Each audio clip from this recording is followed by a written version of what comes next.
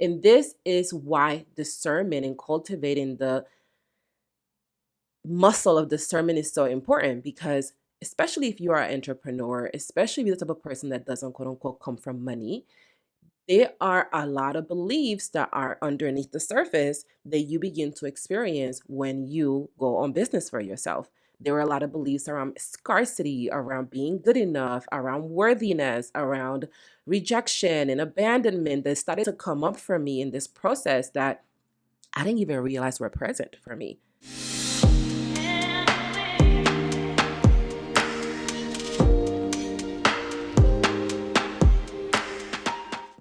Have you ever felt overwhelmed by the weight of your decisions? Have you ever felt like you were deeply unsettled by the outcomes of your choices? In today's episode, I'm going to kick off a mini series on the 3 keys to unlocking the power of spiritual discernment in your life. Originally, this was intended to be one episode. And when I began the editing process for this video podcast, I realized that what made the most sense was to break this up into 3 episodes so that we can take our time going through this material and unpacking the lessons that come from taking ownership of our discernment and letting our spirit guide us into making decisions that are fully aligned with the version of ourselves we desire to be. Today, I'm going to share with you a story of transformation, a story of change, and a story of self-ownership. The story that helped me be at peace with myself, no matter the outcomes of my decisions. This episode is for those of you, those of us, that are yearning to release the fear of disappointing others. Those of us that are yearning to release the fear of being judged. Those of us that are prepared to accept that the only person that can truly judge us is ourselves. And when we let that go, we open space for love, for compassion, and for grace. Let's get started. Hola, mis amores. Welcome to today's love letter of the Yenory Pouncil Podcast. I've actually started to record this podcast at least 3 times and stopped because of the discomfort that's associated with recording this episode. There's a part of me that knows that it's important for me to share what I'm going to share with you today. And at the very same time, there's a part of me that's very uncomfortable with what I'm going to talk about and the things I'm going to share, because I don't usually like to let people in my business in this way. And I also understand that it's not just my business. It is the business of learning, the business of sharing, the business of growing. And we are all in that business, especially if you are here. So today's love letter, I'm going to walk you through the 3 keys to unlocking spiritual discernment in your life that I have learned and crystallized specifically last year. And this is going to be a very vulnerable episode for me. It's going to be a very healing episode for me. So tears will make their way, I'm sure. And we're going to have a conversation about what it takes to really discern and to do it in a way that feels good to us, in a way that feels aligned. So before I jump into that, let's do our vibe check. Let's take a moment. How is your spirit today? Let's take a moment to take 3 deep breaths so that we can ground ourselves and quiet ourselves before we begin. Take a deep inhale through your nose, expanding those lungs, filling them with air, and when you're ready, exhale from your mouth.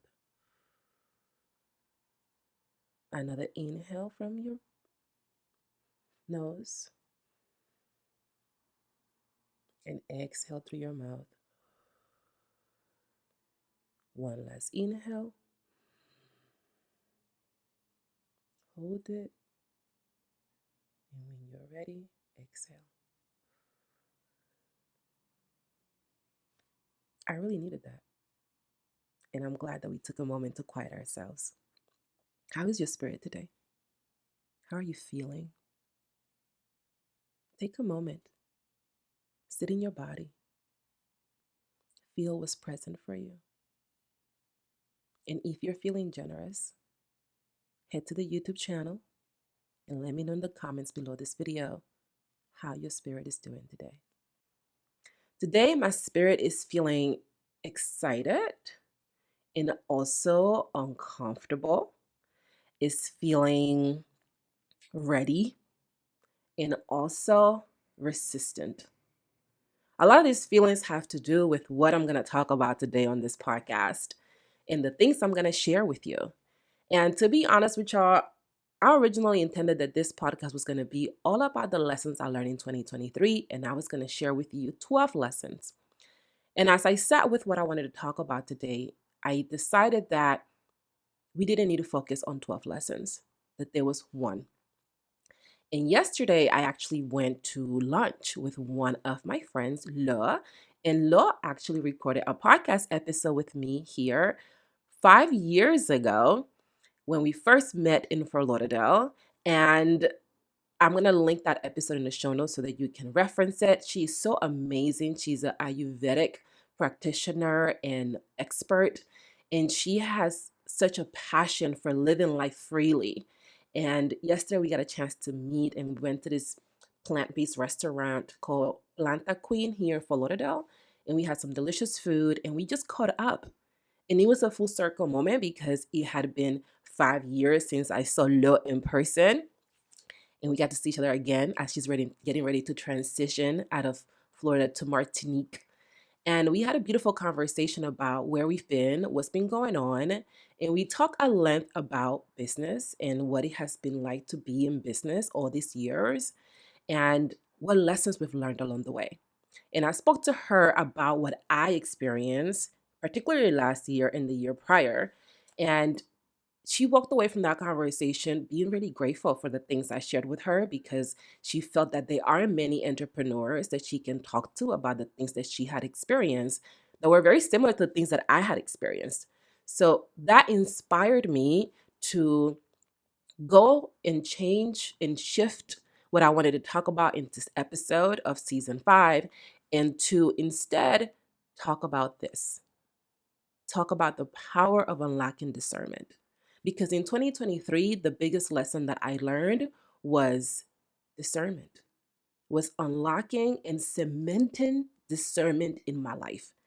So before I jump into 2023, I want to give you context and talk about how we even got here so that if you are listening for the first time, you know the vibes and you can come up to date with everything. So I actually have my notes next to me. How did it all start? So when I began this, I started coaching in 2010. I didn't even know it was coaching by the time I was doing it. I was simply helping my friend work out. At the time, I was living in Honduras and I had moved to Honduras after graduating from undergraduate school. I didn't have a job, so I made the decision to stay there for about a year. At the time, I didn't think it was going to be a year. I thought it was going to be indefinitely. It ended up being for an entire year. And when I was in Honduras, I started working as a teacher, as a first grade teacher.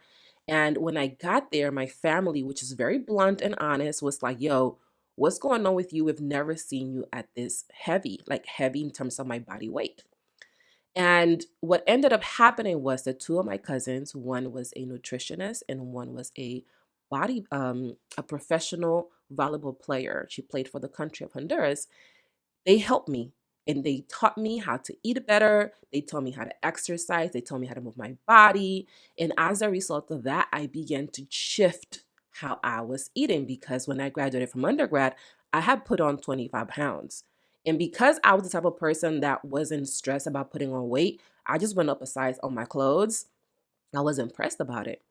But my cousins, they showed me that there was a different way. And because of them, I began to change how I was eating. And that was in 2010. I began to change how I was eating and how I was moving my body. I started working at a school as a first grade teacher. And some of my colleagues saw that I was releasing the weight. They saw that I was getting healthier and they were like, yo, what are you doing? Like, can you like put us on game? So I began to work out with them. I would tell them, hey, here's where I work out. I literally walk around this track. Come with me and we can walk together. And that's really how all of this began. This coaching thing began. It was with me helping my fellow teachers back in 2010 when I was working at the school in Honduras. When I moved to the United States, I had released about the 25 pounds. They were off. And when I moved back, I joined back because it was cold in America and I hadn't been used to working out when I was in the cold. So I was back with my friends at happy hours, getting lit. She was drinking good, eating good, all the things. So I ended up gaining the weight. And by 2012, I remember looking at this picture of myself and being like, yo, who is that? Like, when did this happen? I was sitting next to my friend who was pregnant and I looked like I was pregnant. And I was like, Yenory, girl, you know what to do. What happened here? So I decided that I was going to shift things. And I began to, once again, because I knew what to do, I began to eat better again. I began to exercise. I stopped complaining about the fact that it was cold. I ended up joining a gym. I ended up starting to run, like run outside, which is something that I picked up when I was in Honduras. And what ended up happening was the weight, once again, I released it. And now my friends that were in the US were like, yo, I see you dropping the weight, girl. Let's know what's going on. And my OGs from I'm Healthy Fit that listen to the podcast, they remember the days when we used to work out at the Yankee Stadium. We used to work out at that park that is in New York City, going towards City College because I was pursuing my master's at this time. So I used to work out with my friends in between leaving my job and starting my master class. So like I would leave work, go work out with them, and then I will go and take my class during my master's program. And I helped them and they began to see results. I showed them how to meal prep. They used to come and work out at my mother's old house in her daycare center. And that's really a lot of how things really began and how my coaching once again continued. So then I started to help people with eating better. I would go with them to the supermarket and we would shop together. I would go and help them clean their pantries in their house. This was beginning of my coaching quote unquote career without me knowing that it was a coaching career. This was the next level of it. Then in 2018, I decided to quit my job, like I told y'all in episode 1, the previous episode of this season, and I moved to St. Petersburg, Florida, and we moved to St. Pete. The purpose was to really focus on ourselves and to determine how we're going to live our lives now that we have decided to walk away from our traditional 9-to-5 roles. And because my expertise had been on being healthier and living healthier, I was like, okay, this makes sense. Let me go and help people do this. I have been doing it for a while anyway. And that was the transition into being a full-time entrepreneur, a full-time coach. So there were a few beliefs I had at this moment that really began to set the foundation for today's conversation. The first belief I had was that I did not know how to be a business owner. Because until that point, I have gotten paid to do my work. So it wasn't like I hadn't made money before. The belief stemmed from the quote unquote fact that I had worked a 9-to-5 most of my adult life and I had not been quote unquote on my own yet. So I was not aware of how did it work to have a business on your own because I hadn't done that before. The second belief I had was that I didn't know what to do to make money. And this was an interesting belief because I had made money before. And at the very same time, though, I felt like, well, I hadn't done it in this way. I hadn't done it full time. So there was this belief that I didn't know how to make money. Then the third belief I had was that I needed people to tell me what to do to make money. Because since I had told myself the story that I didn't know how to make money as a coach, well, I got to learn. So that meant that I needed to go and learn from other people on how to make money in my now business. So these were the three beliefs that I had in the back of my subconscious, in the back of my mind, as I began my journey as a full-time entrepreneur. Because of these beliefs, I began to work with mentors. So the first mentor that I hired was somebody that helped me really like get my blog together. Because at first, my whole thing with business was going to be I'm going to do a blog. I'm going to keep my blog. I have been blogging since 2014, I believe, at the time. And I was like, I'm just gonna do my blog full time and make money of affiliate links, make money of products, make money off of collaborations, like make money for sponsorships. That's what I'm gonna do. And then on the side, do the meal prepping thing while it kicked off because I ended up focusing quite a bit on meal prepping. I was on TV twice doing segments around meal prepping. So your girl was on it. So what ended up happening was my husband, he ended up learning about this guy. His name is Sam Ovens. And he ended up looking at Sam's oven stuff. And he was like, yo, he's talking about how you can be a consultant and you can share your learnings and make money off of it. And at the beginning, I really wasn't banging with Sam's approach like that. I didn't connect with it as much, but my husband did. My husband did. So we began to learn from him and we got to take into put into practice the things we were learning from Sam. So when we began this process, shout out to Sam, by the way, I learned so much working with Sam and from his program. So when we began to like dive deeper into learning to be coaches and learning to have a coaching company, I noticed that there was quite a bit of internal turmoil that I was experiencing.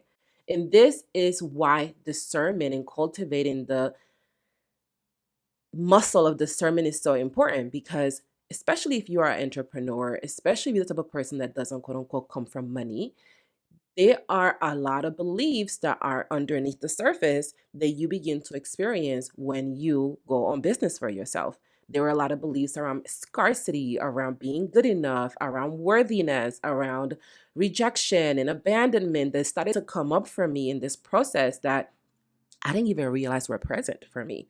Because if you saw me from the outside looking in, I'm a very confident woman. I'm a person that bets on herself.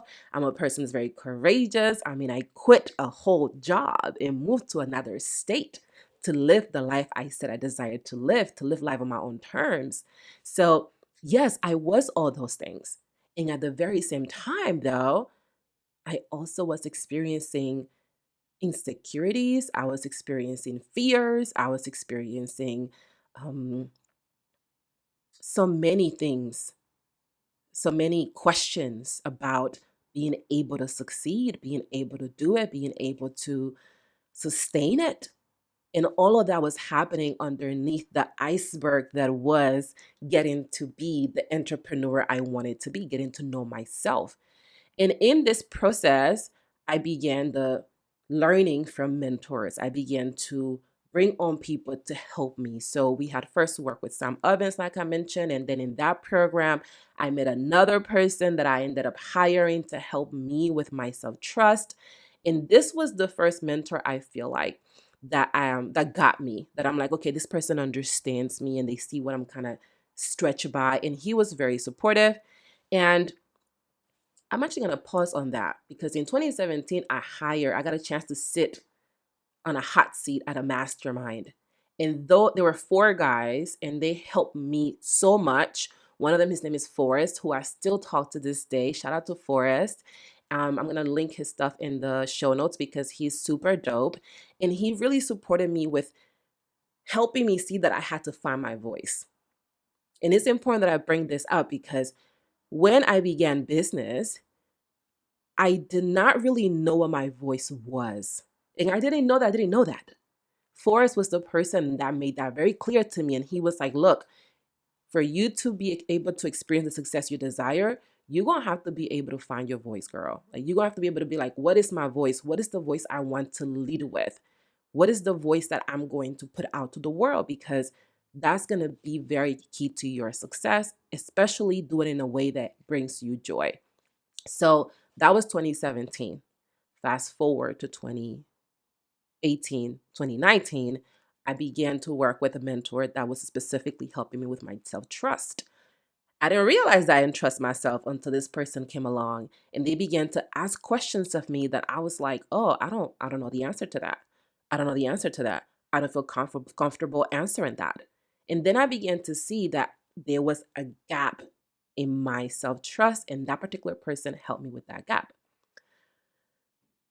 Being an entrepreneur really required me to face myself in a way that, to be honest, nothing had ever required me to face myself. And every single fear that I had pretty much has come to fruition in this process.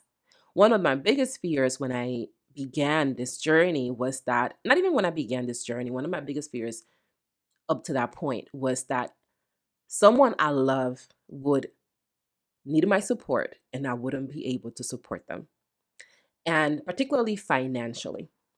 And in 2019, that fear came to life. My mother, at the end of 2019, had a stroke. And around that time, we had pretty much hit our runaway. We were very much like our money was looking very, very low. And my mom had this stroke. And I did not have the financial resources to be able to hop on a flight and go to Honduras, where she was, to be with her. And I also didn't exactly have the financial resources to send her money either. To be honest with you, I didn't even really have money for my groceries. I remember one of my sorority sisters had came to visit us, and she's the one that had bought us groceries that time. So that particular situation was a fear come true. And he actually helped me grow the courage to ask for help. And my sorority sisters and my close friends, always grateful to them because they came together and rallied around me. And we were able to collect money. I sent them a text and I'm like, hey, this is where I am, which was so hard for me because I didn't know, I didn't want to be that person. I had so much judgment was on that. And I made the decision to ask for help and they were able to help me and support my mom. So if you want to hear more about that, I could do another episode where I dive deeper into that. But I share that with you to say that this was the headspace I had been in my business. This is the things I had been experiencing in business. In 2020, JP decided to take on a role. I talked about this in the previous episode, so check out episode 1 of season 5 for that, as to why he took the role and how that ended up working out for us. And when my husband took this role, he didn't end up start working till like the middle of 2020. So he takes on this role. We moved to Fort Lauderdale, Florida, and we are now in a healthier financial space because he is working. In the business, I continue to focus on the business. And in this moment, I'm learning what kind of business do I have and do I desire to have. By the end of 2020, JP and I had gotten together and we were now in a position where we were like, we've been mentoring folks for about 3 years full time. Let's collect everything we've done and let's put it into a system that we can utilize. Like, how do we do the work so we can serve others in a more streamlined way? By 2021, we have decided that we were going to expand our family. And that meant we got pregnant. So in 2021, we get pregnant. I started working with one of my friends who is super amazing. Janelle is her name.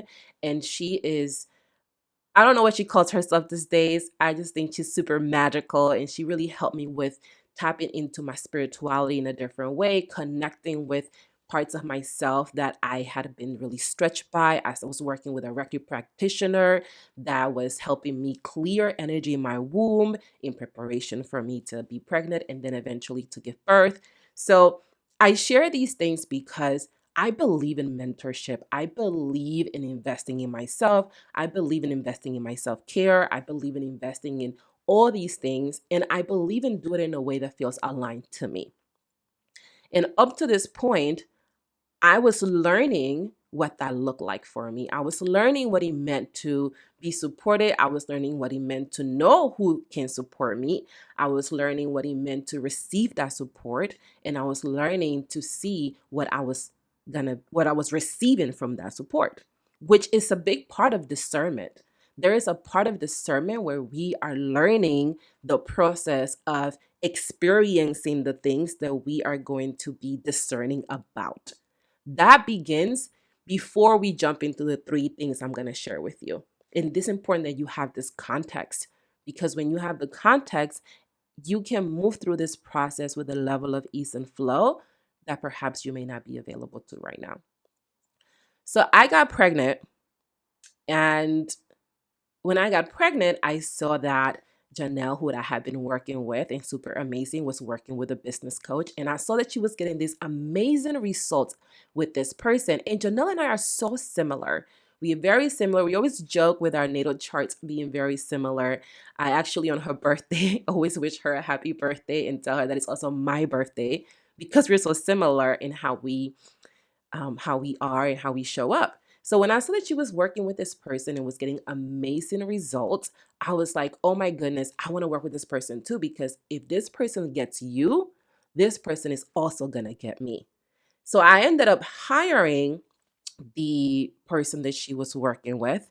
And by this point, I was in a position where my business had been growing a little bit. Like my first year in business, in 2018, I had done like $2,500. And by this point, I had done $34,000 in 1 year in 2020. So I felt like, okay, I got a little bit of backing behind me. We can invest in a mentor for myself at this level. And it was like the highest investment I had done to this point.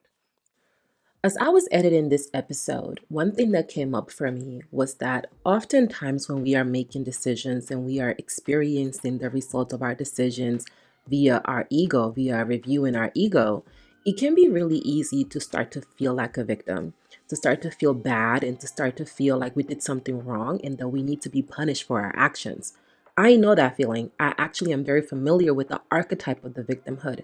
It's an archetype that I've been actively releasing and learning to navigate with ease for the past, let's say, 7 years. And because I'm aware of that, I know that one of the things that can really support us in that time is to be in community with people that know what it's like to go through this journey and are willing to hold space for us. So as you're listening to today's conversation, to this podcast episode, if you find yourself feeling like, yo, Yenory's talking to me, like I have been feeling like I'm afraid of disappointing people. I've been judging myself for the way my ego's been showing up. I've been judging myself for the seasons when I'm focused on learning and going through my test as I am preparing to share my testimony. I actually want to invite you to join me in the Self-Trust Society. The Self-Trust Society is a community, it's a sisterhood that I am creating and leading with powerful Black women, daughters of the African diaspora, that are committed to living their lives with unconditional love, overflowing with grace, overflowing with inner peace and mental calm. This is a space that I have been able to create after 14 years of searching for the same community I am now leading. I remember asking God for this type of community and being available to receive that people can give me what they have. And the only way for me to have this community is to create it, because I know what it's like to pour onto myself. I know what it's like to listen to my intuition. I know what it's like to experience the discomfort that comes from letting go of the expectations that people have of me. And I know what it's like to put myself first in those moments. And I've been doing it over and over again for the past 10 years at least. And because of that, I feel now ready and confident and equipped to share this with others, knowing that it's not about perfection. It's about being together. It's about going through life, knowing that no matter what happens, we can learn from ourselves. We can grow through our situations, and we can do it in community with other powerful, loving, kind, compassionate women. And that's why I want to invite you to be a part of this sisterhood. Head to the selftrustsociety.com to learn more and to join us. Be a part of it. We would love to have you. Let's continue with the episode. So I ended up hiring this mentor, and she was amazing. I learned so much from this mentor. Like, she was everything I have prayed for. And I told her, you were an answered prayer for me, because I was really yearning for someone that could help me do the thing I desired to do in the way that brought me joy. And I felt like she was helping me do exactly that. The community that I ended up joining was an amazing community. The women were super dope. They were having so many wins. And I was like, oh my God, other dope Black women having six-figure months, having crazy years in their revenue. Like, yes, please, more, please. This is where I want to be. I felt like I have found my tribe. And I was just so excited to be in that place. I was so happy to be in that place. By the end of 2021, I had attended my first virtual conference. Mind you, this entire time I'm pregnant. I attended my first virtual conference, which was hosted by that mentor. And in that virtual conference, I just felt amazing. I felt like I am with my people. This is like the greatest place to be. I love it here. And it was in that place that opened the doors for my first key to unlocking discernment in our lives. The spiritual discernment. This was the event that began to lock things out for me, open things up for me. At this event, I met a speaker. There was a speaker here at this event, and this speaker was phenomenal. Like, I saw her speaking, and I was just like, oh my God, this woman is so dope. It's important to say that by the time this event happened, I had had two back-to-back five-figure months in my business. It was the first time that I had ever experienced that. So I was riding off of that high, like, oh my goodness, I already made back the money I invested in this place. This is fantastic. Like, yes. When I attended the virtual event, riding off of that high,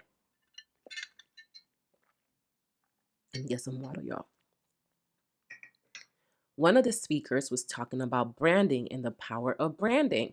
And I was like, yes, because I love aesthetics. I am a girl that's into aesthetics. So when this person was talking and they were explaining the power of branding and they were talking about how important this was, I was like, I want to work with this woman. Like, I feel that this person can really help elevate my brand. This is an important thing, to a point to stop here, because I felt that this person could elevate my brand without considering, is there something wrong with my brand in the first place? Does my brand need elevating in the first place? Is this the thing that is important for me right now in the first place? I simply just felt like we are all in here. We're looking good. I got carried away in that energy of the collective. And I was like, yes, this person needs to come here. Listen to that language. Needs to come here, and that needs to help me get my branding, because this is the thing that's going to get me to the next level. In this particular event, people were talking about scaling.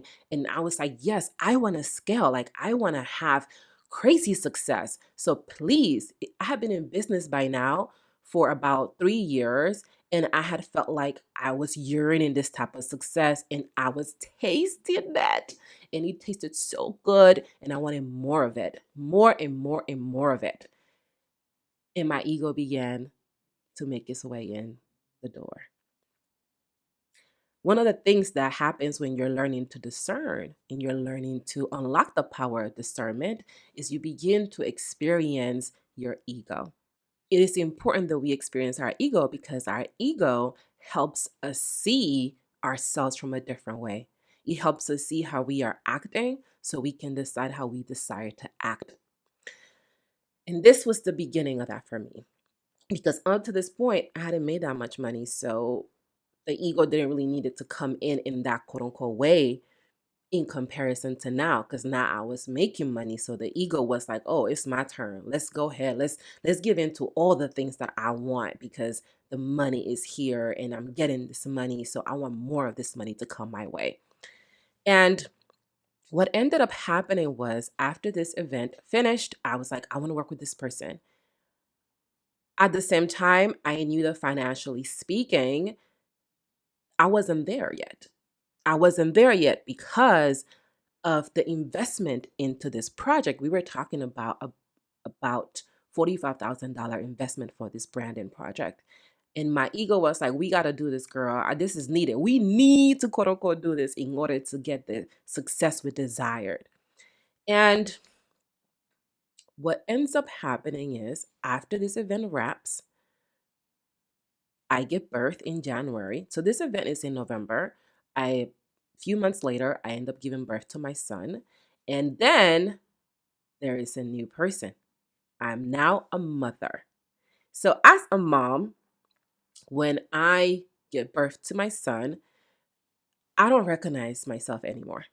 I'm in a new body. I don't know who this body, what this body is anymore, because the body that you give birth in is different than the body that you get pregnant in. So now I'm in this new body. I'm also responsible for another being. I am breastfeeding. I'm also a wife, and I'm healing from giving birth. There were so many things happening inside of me at the moment and inside my life that hindsight is 2020. This was actually not the time to be investing into anything else. And on top of that, I'm still running my business because I had an entire mastermind I now had.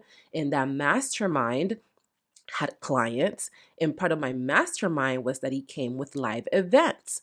So you can see now, because again, hindsight is 2020, right? You can see now that this may not have been the best time to invest in something like this. And at the same time, when the ego is on, you're not thinking clearly. You're not seeing things clearly. I wasn't seeing things clearly. So what I ended up doing was choosing to invest in this. And I chose to invest in this project. I chose to pave to like begin working with this person. And when I began working with them, my husband wasn't necessarily thrilled about it because he could see things from a different perspective. He could see things from a different perspective. And because I was so disconnected from, in a way, my reality, everything I had going on, I didn't see it from his perspective. And I'm like, no, babe, this is going to be great for us. We got to do this. This is going to help our business tremendously. We need to invest in this and get this rebrand done so that we can prepare to have our first $1 million year. And he was like, okay, if you say so, I'm gonna let you take charge on this because you say that this is the thing that's gonna serve. So I started working with this person, and this is the first key that you want to unlock. You want to have to unlock the power of spiritual discernment in your life. And that is have the courage to shine the light of awareness in your shadow. Have the courage to shine the light of awareness on your shadow. When I hired this person, I was not in a clear headed space. The ego was the one that made this decision.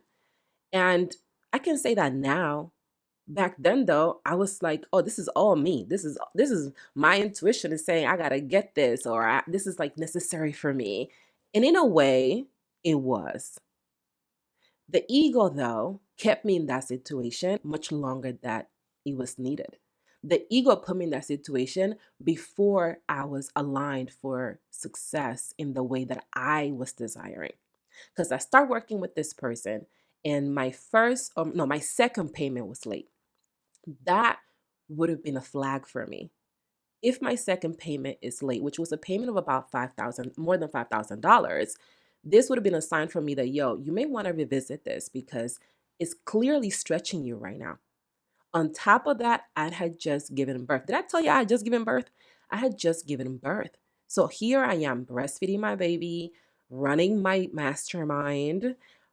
I also was working as a creator with Pinterest because they had to tap into me to do a 4-part series on boundaries. And I was like, yes. And now I was working with this specific person to do this branding project. And on top of that, I was also working with that business coach I'd hired that was helping me with my business outside of this branding project. And when I started working with this person, I remember 3 months in my spidey senses being like, hmm, because when I started working with her, we started to, it was my perception that it was going to be, hey, let's do this branding project. Here is the things that you're going to do, and here's the thing I'm going to do, and then it's going to be completed. And what it ended up being more like was more coaching than what I thought was branding. And when it started to be more of a coaching thing than a branding thing, I did not speak up for myself on this. And I didn't speak up for myself because I was like, well, she knows best. And if this is what she feels like I need right now, you hear that word need again, then this is the thing we got to be quote unquote doing. And I will get on the calls and there will be pretty much coaching calls. And I will leave the calls and being like, yo, when is this branding thing gonna get done? But I will get on the calls and not say that. I will get on the calls and not speak up for myself. And then, as you can imagine, my payments began to be late and late and late because my financial situation from the beginning wasn't set up to sustain this investment. So I found myself extremely stretched. And during this process, I even hosted a retreat for my clients, my first in person retreat. And my financial situation was such that I ended up taking a loan in order to cover the retreat in the way that I wanted to do it because my ego was in charge. And my ego was like, no, here's how we have to do this retreat. I want it to be at this ridiculous level. I want to rent a house, have a chef, have set up a whole photo shoot for them. Like, I want to do the most with it. And financially, the business didn't have it. So I ended up taking out a loan so that I can do it in the way that I desired to do it. This was my ego running the show, my ego being like, this is how things have to quote unquote be. And it wasn't until I had the courage to begin to acknowledge what I was doing, how my ego was running this, that things really began to change. And it took time. It took time because I didn't want to admit that I had made a decision that wasn't serving me, and I was choosing to stay in that situation because I was not speaking up for myself. And that I wasn't speaking up for myself because I had told myself this story that this person knows what's best for me instead of I knowing what's best for me. And during this time, I was looking for ways to justify continuing to invest in this project. And by the end of 2022, it became clear to me that this was going to be something that's going to take a lot longer than I had anticipated. And I ended up dragging this project until 2023. And the entire time, my payments were not on time. So I didn't feel like I could speak up on things because I was like, well, I ain't even paying her the way I was quote unquote supposed to pay her. So I don't feel like I can say the thing that my inner voice was saying. Some shit is off. We gotta reassess all of this. And because of the stories I was telling myself around money and my money mindset and my relationship with money, I was silencing myself. I was letting the ego do all of these things. And I knew deep down that there were things that were off. I just didn't have the courage to say it. And I was letting this part of myself run the show, run the show, run the show, run the show. And I knew that there were things that were not in alignment.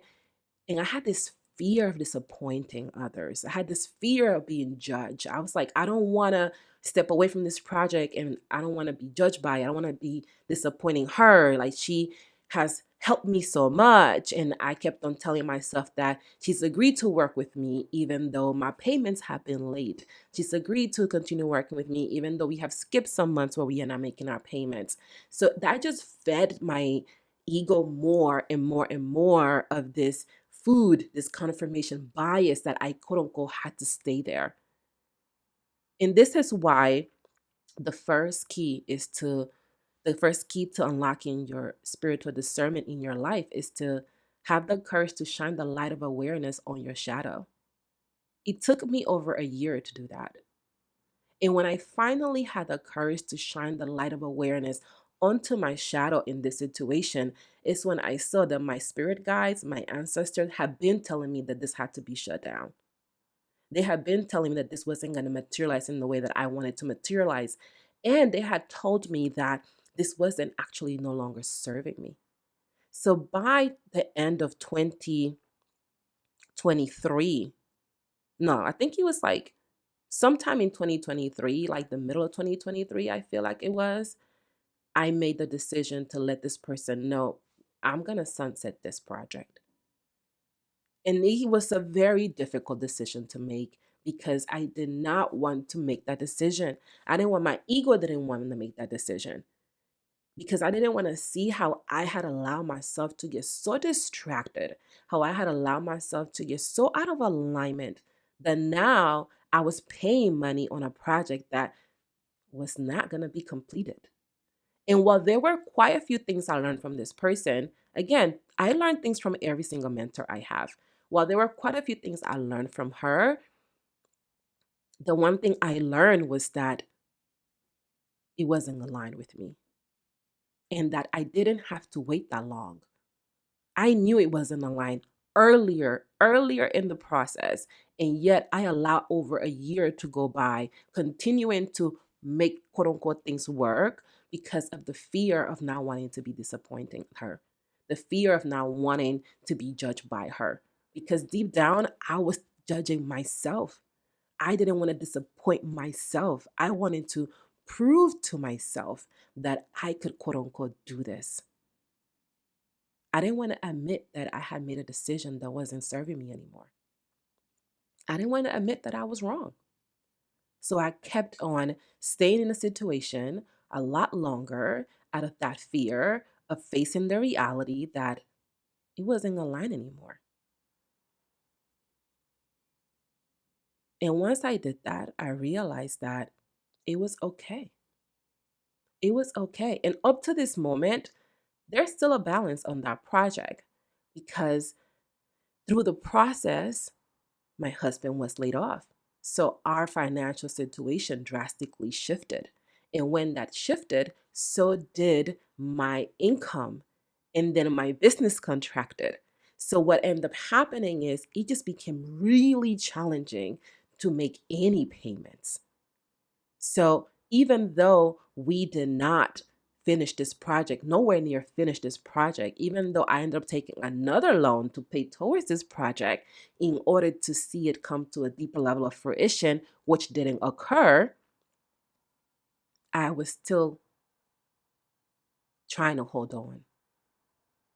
And I remember letting this person know that I was going to sunset this project. And they were like, well, you still got to pay it. Because then when I look at the contract, there was no way for me to exit this contract. I was so focused on being enamored by this person. I was so focused on having my rosy glasses on that I didn't do my due diligence in reading the contract to see if this project had to be sunset, what would be my options. And now there's still a balance on this project that I am committed to closing out, even though it's never going to be seen to fruition because I didn't do that due diligence because I was distracted. And what has been the most beautiful thing about this is knowing that it is okay. It is okay because there is a season to learn. There's a season to experience the test of discernment. And then there is a season to share the learning and to share the testimony that comes out of that test. And that season was my season of learning it. That was my season of experiencing what it's like to have the courage to shine the light of awareness on my shadow, on my ego. And this is my season where I can share with you that you can be on the other side of that and have joy. In the next episode, we're going to do part 2 of this mini series. In that episode, we're going to focus on covering the second key to unlocking the power of spiritual discernment in your life. I'm going to share with you how one of my biggest fears materialized in 2023 and what I learned from that experience, and specifically how that experience helped me release the fear of being rejected and being abandoned by my clients. This is the episode for those of you that have been working with clients, those of you that are afraid of being rejected, and those of you that desire to step up to your power without holding back, knowing that no matter what happens, everything is unfolding in your favor. And for those of you that feel called to join our sisterhood, head to theselftrustsociety.com to get started. Remember to please subscribe to my channel, and I look forward to seeing you in the next episode. Hasta luego.